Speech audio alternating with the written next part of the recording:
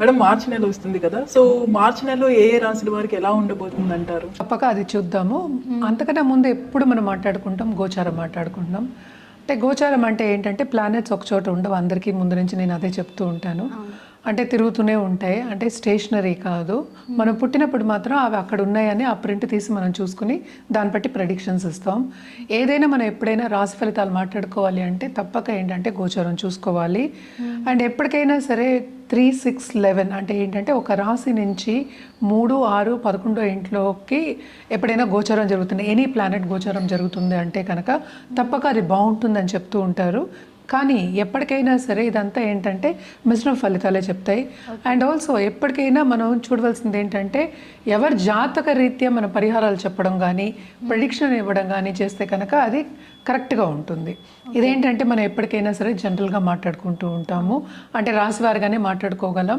జాతకం వచ్చినప్పుడు అది డిఫరెంట్గా ఉంటుంది ప్రెడిక్షన్స్, ఎందుకంటే దాంతోపాటు మనం ఏంటంటే దశా సిస్టమ్ చూసుకుంటాం. సో ఎప్పటికైనా జాతక రీత్యా ఇందాక చెప్పినట్టు జాతక రీత్యా పరిహారాలు చేస్తే కనుక తప్పక వాళ్ళు ఏంటంటే వాళ్ళ లైఫ్ గోల్ కానీ వాళ్ళు అనుకున్నది కానీ సాధించడం అనేది ఉంటుంది.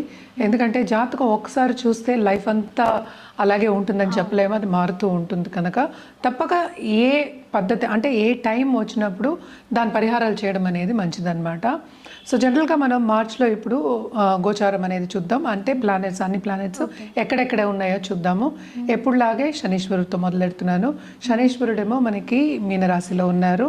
అలాగే జూపిటర్ అంటే ఏంటి మనకి నెక్స్ట్ బలమైన ఒక గ్రహం మనం చెప్పాలి అంటే అన్నీ మంచి చేసే ఒక గ్రహం అంటే మనం గురు గ్రహం చెప్పుకుంటాము. గురువు ఏమో ప్రస్తుతం ఏంటంటే మిథునంలో ఉన్నారు, ఆయన కూడా రిట్రోగ్రేషన్లో ఉన్నారు. ఆయన మార్చ్ 11th డైరెక్ట్ అవుతున్నారు అనమాట. సో ఈ నెలంతా అక్కడే ఉంటారు. తర్వాత రాహు కేతువులు మనం చూసాము అంటే కుంభంలో రాహు, అలాగే ఏంటంటే సింహంలో కేతు ఉన్నారు. అండ్ మనం మాట్లాడుకున్నాం కూడా ప్రీవియస్ మంత్ మనం ఏంటంటే కుంభంలోనే అన్ని ప్లానెట్స్ కలయిక అంటే పంచగ్రహ కూటమి జరిగింది అని మాట్లాడుకుంటూ ఉన్నాం. సో అన్ని గ్రహాలు ప్రస్తుతం ఏంటంటే మనకి కుంభంలోనే ఉన్నాయన్నమాట.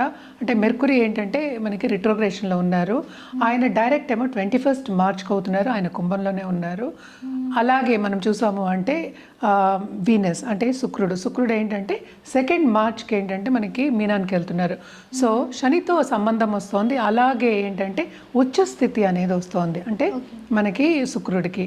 అలాగే మనం మార్చ్ చూసామంటే ఆయన కంబషన్లో ఉన్నారు. అంటే కంబషన్ అంటే ఏంటి, అసలు సన్తో కలిసి ఉంటే అంటే సూర్యుడితో కలిసి ఉంటే కంబషన్ అంటాం. అంటే ఏంటి, కొంచెం స్తంభించిపోయే ఛాన్సెస్ ఉంటాయి, అంటే ఎక్కువ మనకి ఏంటంటే ముందుకెళ్ళే ఛాన్సెస్ అనేవి తక్కువ ఉంటాయి. అంటే ఏంటి, మార్స్ ఎనర్జీ అనేది తక్కువ ఉంటుంది. కంబషన్ అయినప్పుడు సన్ ఎనర్జీ అనేది పైకి వెళ్తుంది అని చెప్పడానికి కంబషన్ మనం చెప్పుకుంటున్నాం. ఆయన కూడా ఏంటంటే కంబషన్ నుంచి ఈ మధ్య బయటకు వస్తున్నారు.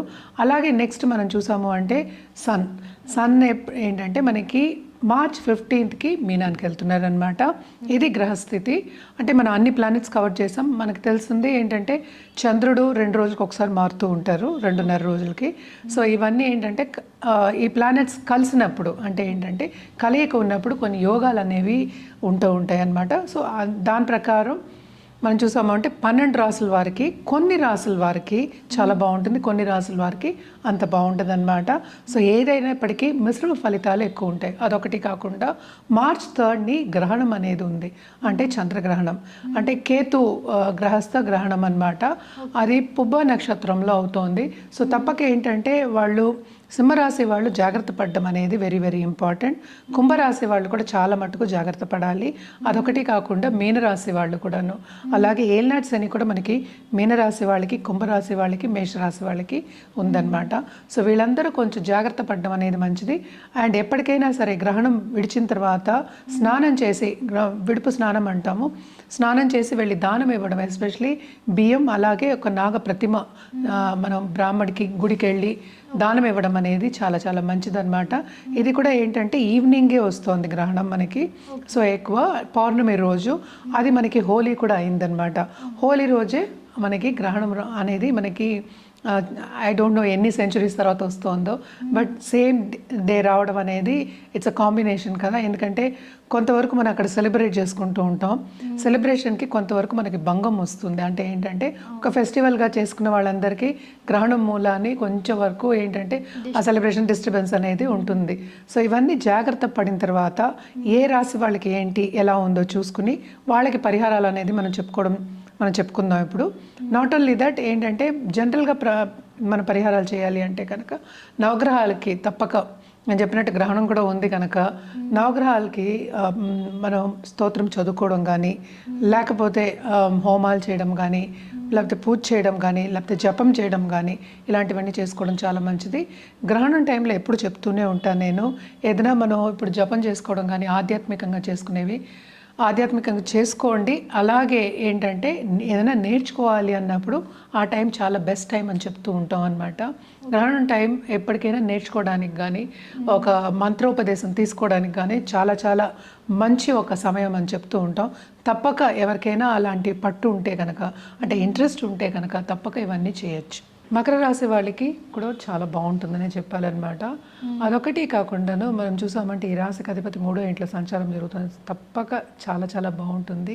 అందరితో సన్నిహితంగా ఉండడం అనేది ఉంటుంది. అంటే ఎప్పుడో మన ఫ్రెండ్స్ మనం కలయిక లేదు, మనమేమో అంటే టచ్ పోయింది అనుకున్న వాళ్ళందరూ టచ్లో రావడం, వాళ్ళ మూలాన్ని పైకి రావడం, ఇంకా ఏంటంటే కాంటాక్ట్స్ పెరగడం, అలాగే ఏంటంటే ప్రముఖ వ్యక్తుల సత్సంబంధాలు ఏర్పడడం, ముందుకు వెళ్ళడం, ఇవన్నీ కనిపిస్తున్నాయి అనమాట. ఏదైనా సరే చురుగ్గా పనిచేయడం, అలాగే వాళ్ళు చేసే పనిలో కూడా కొంతవరకు ఉన్నత స్థాయి వాళ్ళు సాధించడం అని చెప్దాం. ఉన్నత స్థాయి అని చెప్పకుండా వాళ్ళు సాధిస్తారు. వాళ్ళు చేసే పనిలో వాళ్ళు అనుకునేది సాధించే ఒక మంత్ కింద మనం మకర రాశి వాళ్ళకి చెప్పచ్చు అనమాట. అండ్ ఆల్సో సెకండ్ హౌస్లో మనకి కూటమి జరిగింది. అలాగే మన సన్ కూడా మూవ్ అవుతున్నారు, వీనస్ కూడా మూవ్ అవుతున్నారు. సో అది కూడా ఏంటంటే 3వ ఇంట్లో సంచారం జరుగుతున్నాయి కనుక తప్పక అన్ని రంగాల్లోనూ వీళ్ళకి చాలా బాగుంటుందనే చెప్పాలి. తప్పక కొత్త ఆపర్చునిటీస్ వస్తాయి. బిజినెస్ రూపైనా కూడా విస్తరించే ఛాన్సెస్ మనకి ఎక్కువ కనిపిస్తున్నాయి. సో ఎవరైనా స్టూడెంట్స్ దూరపు దేశం వెళ్ళి చదువుకోవాలి అనుకున్న వాళ్ళకి కూడా ఈ మంత్ ఏంటంటే ఒక స్టెప్పింగ్ స్టోన్ కింద ఉంటుంది. తప్పక వాళ్ళు ముందుకెళ్ళడం అనేది జరుగుతుంది. వాళ్ళు అనుకున్నది సాధించడం అనేది నాంది పలుకుతుంది. అంటే స్టార్టింగ్ పాయింట్ కింద ఈ మంత్ తీసుకోవచ్చు.